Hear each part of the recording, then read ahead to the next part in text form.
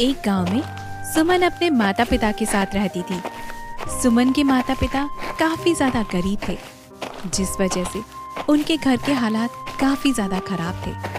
सुमन देखने में बहुत ही सुंदर थी और शादी लायक हो चुकी थी, जिस वजह से उसके माता पिता काफी ज्यादा परेशान रहते थे।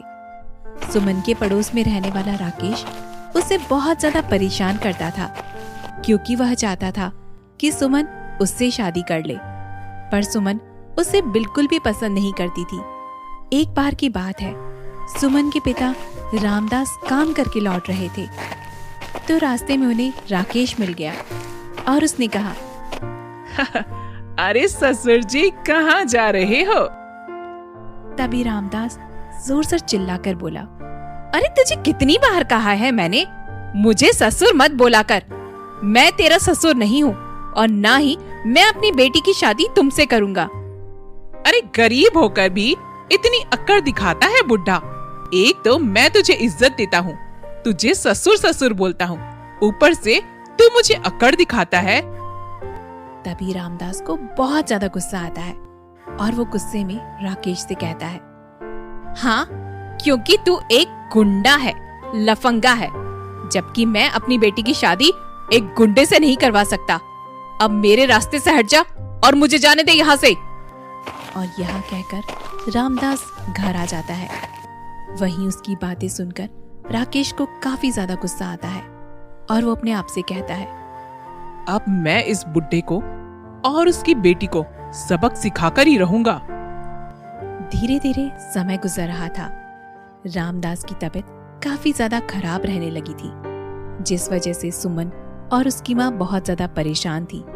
एक दिन सुमन की माँ ने उससे कहा, बेटी, तेरे पिताजी की तबीयत बहुत ज्यादा खराब है और घर में रुपए भी नहीं है। अब हम क्या करेंगे बेटी? माँ, आप परेशान मत हो, सब कुछ ठीक हो जाएगा। मैं कुछ न कुछ इंतजाम जरूर से कर लूंगी। तुम कहाँ से इंतजाम करोगी बेटी?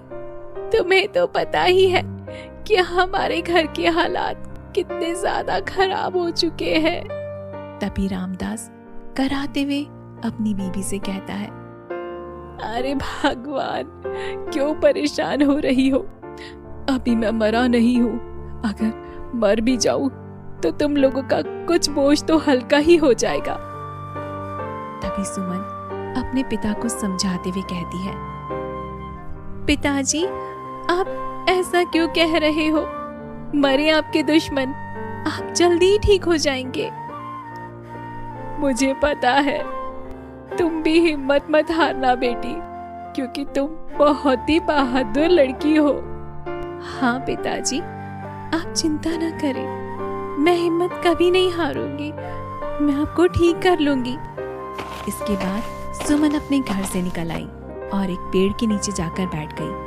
तभी वहां पर मुखिया का बेटा विजय आता है।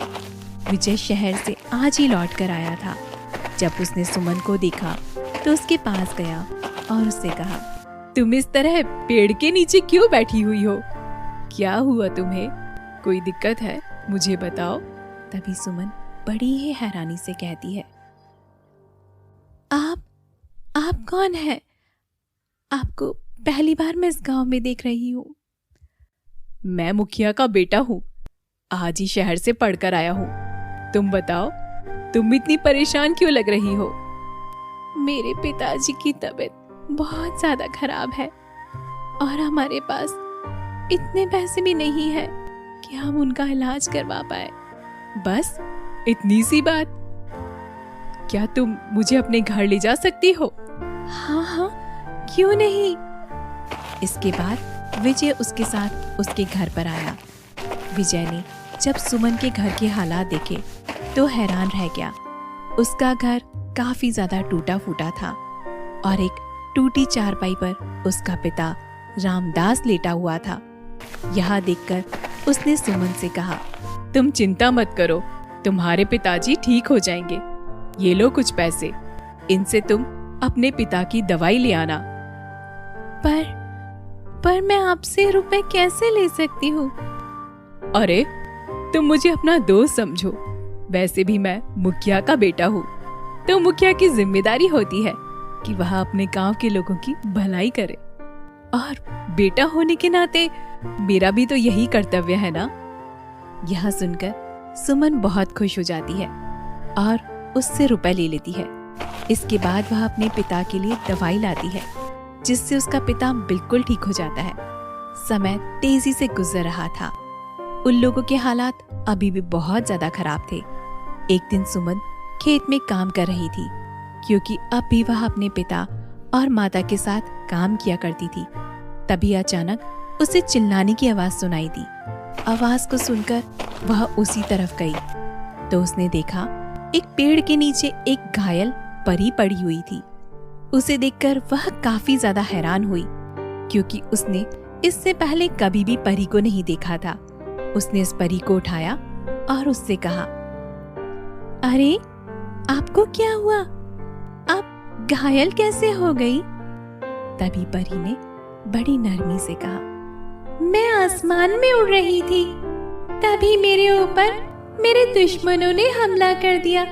बस इसी वजह से मैं यहाँ गिर गई हूँ। आप चिंता न कीजिए, आप ठीक हो जाएंगी। और इसके बाद सुमन उस परी को अपने घर ले आई। उसके माता पिता भी परी को देखकर काफी ज्यादा हैरान थे। इस पर सुमन की माँ ने कहा, अरे बेटी सुमन, हमें तो पता ही नहीं है कि इनका इलाज कैसे करते हैं। अब हम इनका इलाज कैसे करेंगे बेटी? तभी परी बड़े प्यार से कहती है, आप लोग चिंता मत कीजिए, मैं अपने आप ठीक हो जाऊंगी। मैं वहाँ पर इसलिए पड़ी हुई थी जिससे दुश्मन मुझे मरा हुआ समझे और वहाँ से चले जाए।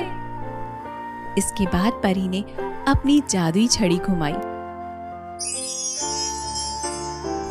और वह ठीक हो गई। यह देखकर वह लोग बहुत खुश हुए। इसके बाद परी ने सुमन से कहा, मुझे बहुत खुशी है कि तुमने मेरी मदद की, इसलिए तुम्हें मैं ये जादुई लहंगा और सैंडल दे रही हूँ। ये मेरे जादुई लहंगा और सैंडल है। तभी सुमन बड़े प्यार से परी से कहती है, वैसे आपका क्या नाम है? आपने अपना नाम ही नहीं बताया।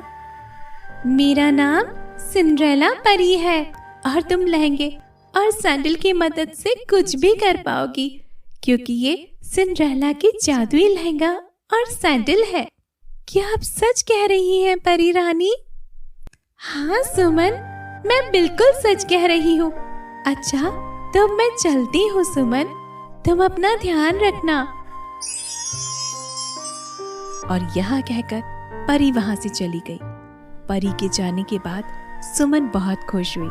तभी वहाँ पर राकेश आया और उसने सुमन से कहा, मैं तुझसे आखिरी बार पूछ रहा हूँ सुमन, तुम मुझसे शादी करेगी या नहीं करेगी? नहीं करूंगी। क्या कर लोगे तुम? बोला ना, मैं तुझसे शादी नहीं करूंगी। रुको, मैं अभी तुम्हें बताता हूँ मैं क्या कर सकता हूँ। और यह कहकर वह आगे बढ़ने लगा। उसे आगे बढ़ता देख सुमन ने उस जादुई सैंडल को इशारा किया और वह जादुई सैंडल हवा में उड़ते हुए राकेश के पास आए और उसे पीटने लगे। यह देखकर राकेश बहुत ज्यादा घबरा गया और उन जादुई सैंडल ने राकेश की बहुत अच्छी तरीके से पिटाई की, जिससे राकेश डरकर वहां से भाग गया। यहाँ देखकर सुमन बहुत खुश हो गई। इस पर सुमन की माँ ने कहा, बेटी जरा यह जादुई लहंगा और सैंडल पहनकर तो दिखाओ। यह सुनकर सुमन ने उन जादुई लहंगा और सैंडल को पहना तो वह बिल्कुल प्रिंसेस के जैसी लग रही थी। यह देखकर उसकी माँ ने कहा, तुम तो बिल्कुल सिंड्रेला परी की जैसी लग रही हो बेटी। तभी वहाँ पर विजय आ जाता है, क्योंकि वह उसके पिता के हाल पूछने आया था। और जब उसने सुमन को इस तरह से देखा तो वह उस पर मोहित हो गया और उसने रामदास से कहा, मैं यहाँ पर तो आया था आपका हाल पूछने के लिए, पर अब मेरे खुद ही हालचाल खराब हो गए हैं। क्या आप मुझे अपनी बेटी का हाथ दे सकते हैं? मैं आपसे वादा करता हूँ मैं आपकी बेटी को हमेशा खुश रखूंगा। यह सुनकर रामदास और मीना बहुत खुश हो जाते हैं, क्योंकि वह भी यही चाहता था कि उसकी बेटी भी अच्छे घर में शादी करे। और रामदास ने विजय से कहा, क्यों नहीं बेटा, क्यों नहीं, यह तो हमारा भाग्य है जो तुम मेरी बेटी का हाथ मांग रहे हो। हम बड़े ही नसीब वाले हैं जो मेरी बेटी की शादी तुम्हारे घर में होगी। अरे अंकल, आप ऐसा क्यों कह रहे हैं? आपकी बेटी बहुत ही सुंदर है, उसे तो हर कोई पसंद कर लेगा। मैं बहुत खुशकिस्मत हूँ जो आपकी बेटी मेरी पत्नी बनेगी। यह सुनकर वह लोग खुश हो जाते हैं। इसके बाद सुमन ने जादुई लहंगा और सैंडल की मदद से अपने माता पिता के लिए एक सुंदर सा घर मांगा, जिससे उन लोगों का घर एक सुंदर घर में बदल गया और वहाँ पर हर ऐशो आराम की चीज आ गई।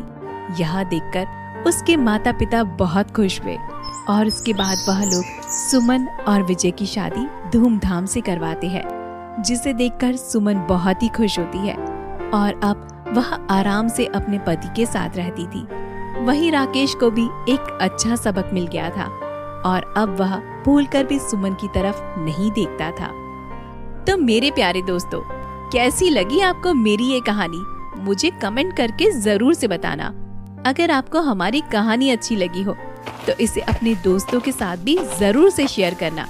और हाँ दोस्तों, अगर आपने अभी तक हमारे चैनल किड्स टीवी को सब्सक्राइब नहीं किया है तो जल्दी से लाल बटन को दबाकर अभी सब्सक्राइब कर लो। तो मिलती हूँ फिर किसी नई जादुई कहानी के साथ। तब तक के लिए अपना ख्याल रखना। Bye bye.